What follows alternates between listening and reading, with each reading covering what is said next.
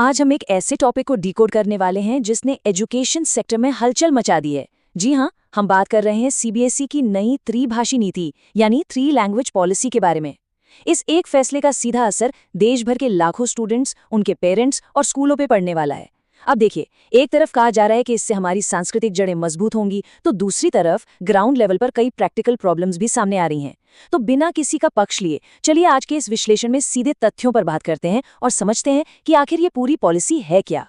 आगे बढ़ने से पहले जल्दी से देख लेते हैं कि आज हम क्या क्या कवर करने वाले हैं। पहला, सीबीएसई की नई भाषा नीति असल में है क्या। दूसरा, एनईपी 2020 और इसके पीछे के लक्ष्य। तीसरा, स्टूडेंट्स पर पड़ने वाला दबाव। चौथा, पेरेंट्स की मुख्य चिंताएं। और पांचवां, स्कूलों और टीचर्स के सामने आने वाले बड़ी चैलेंजेस।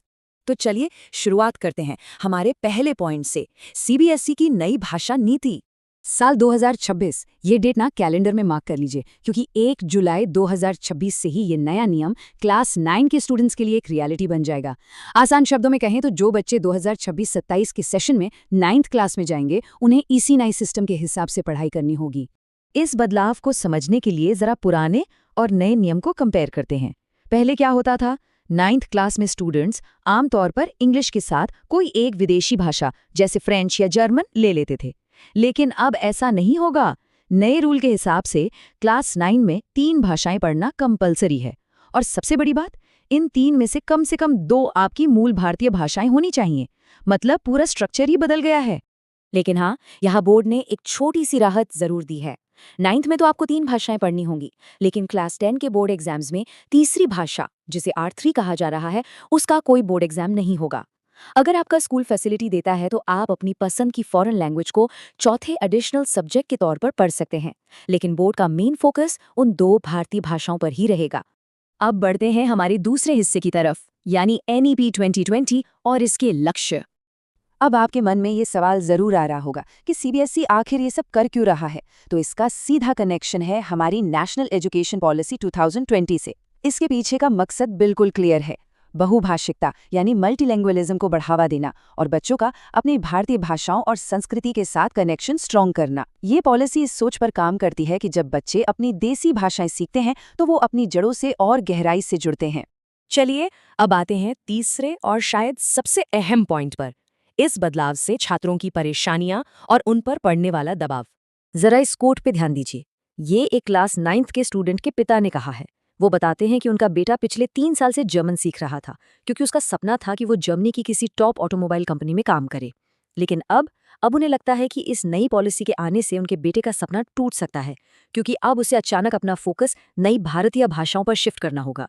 ये एक बहुत ही रियल एग्जाम्पल है कि कैसे ये पॉलिसी बच्चों के फ्यूचर प्लान्स को डिस्टर्ब कर रही है। और सिर्फ पेरेंट्स ही नहीं, स्टूडेंट्स भी काफी कंफ्यूज्ड हैं। एक स्टूडेंट, अनुष्का रोहतागी, का ये बयान इस सिचुएशन को बिल्कुल सही तरह से बयां करता है। सोचिए, आप सालों तक किसी विदेशी भाषा की तैयारी करते हैं और अचानक मिड सेशन में आपसे कहा जाता है कि अब आपको अपना रास्ता बदलना होगा। जाहिर है, इससे एक अजीब सी अनिश्चितता और कन्फ्यूजन पैदा होता है। तो अगर हम स्टूडेंट्स की मेन टेंशन को समराइज करें तो वो कुछ ऐसी दिखती है। सबसे बड़ा डर है क्लास 9 में बिल्कुल जीरो से एक नई भाषा सीखना। साइंस और मैथ्स जैसे भारी सब्जेक्ट्स के साथ एक नई भाषा का प्रेशर, ये सच में डराने वाला है। ऊपर से इसके चक्कर में कॉम्पिटिटिव एग्जाम्स की तैयारी के लिए टाइम कम बचेगा, और इन सबके चलते बच्चों को ये डर सता रहा है कि कहीं उनके मेन सब्जेक्ट्स के मार्क्स ना गिर जाएं। अब बात करते हैं हमारे चौथे पॉइंट की, अभिभावकों यानी पेरेंट्स की मुख्य चिंताएं। रूपा नाम की एक मदर ने बहुत ही वैलिड पॉइंट उठाया है। उन्होंने कहा कि कोई भी नई भाषा सीखने में सुनना, बोलना, पढ़ना और लिखना शामिल होता है। अगर यही भाषाएं क्लास 1 से 5 के बीच शुरू की गई होती तो बच्चों का बेस स्ट्रांग होता, लेकिन सीधे 9th क्लास जैसे क्रूशियल स्टेज पर एक नई भाषा थोपना, ये बच्चों पर बस एक एक्स्ट्रा प्रेशर डालने जैसा है। बिल्कुल यही बात एक और पेरेंट अभिलाषा ने भी कही। उनका मानना है कि इस पॉलिसी को क्लास 6 से धीरे धीरे लागू किया जाना चाहिए था। इससे बच्चों की पढ़ाई का फ्लो नहीं टूटता। मतलब आप समझ रहे हैं, पेरेंट्स का विरोध इस बात से नहीं है कि भारतीय भाषाएं क्यों सिखाई जा रही हैं, बल्कि उनकी परेशानी इस बात से है कि इसे इतनी अचानक और इस टाइमिंग पर क्यों लागू किया जा रहा है। और देखिए, ये नाराजगी सिर्फ बातों तक ही सीमित नहीं रही।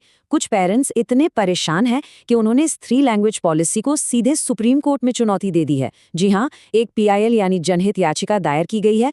पेरेंट्स साफ तौर पर इस नए फ्रेमवर्क को लागू करने के तरीके पर बेहतर प्लानिंग और क्लैरिटी की मांग कर रहे हैं।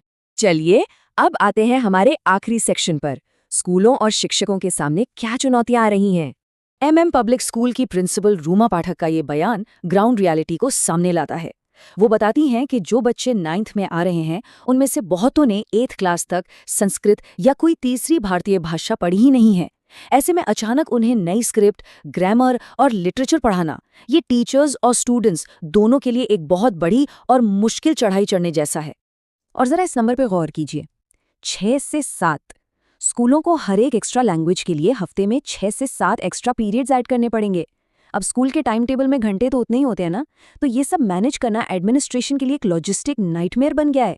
अगर हम स्कूलों की प्रॉब्लम्स को लिस्ट करें तो सबसे बड़ी दिक्कत है योग्य टीचर्स की भारी कमी, खासकर संस्कृत के लिए। ऊपर से एक ही क्लास में ऐसे बच्चे होंगे जिन्हें भाषा बिल्कुल नहीं आती और कुछ जिन्हें थोड़ी बहुत आती है। उनके लिए कोई स्टैंडर्ड ब्रिज कोर्स भी नहीं है। नए टीचर्स को हायर करने का भारी फाइनेंशियल बर्डन अलग से। और सबसे दुखद बात, इन लैंग्वेज क्लासेस के लिए जगह बनाने के चक्कर में बच्चों के स्पोर्ट्स और लाइफ स्किल्स के पीरियड्स कम किए जाने का रिस्क पैदा हो गया है। तो अगर हम इस पूरे एनालिसिस को समराइज करें तो साफ दिखता है कि इस एक पॉलिसी ने पूरे एजुकेशन सिस्टम में एक चेन रिएक्शन पैदा कर दिया है। स्टूडेंट्स पर जीरो से नई भाषा सीखने और टाइम कम होने का भारी प्रेशर है।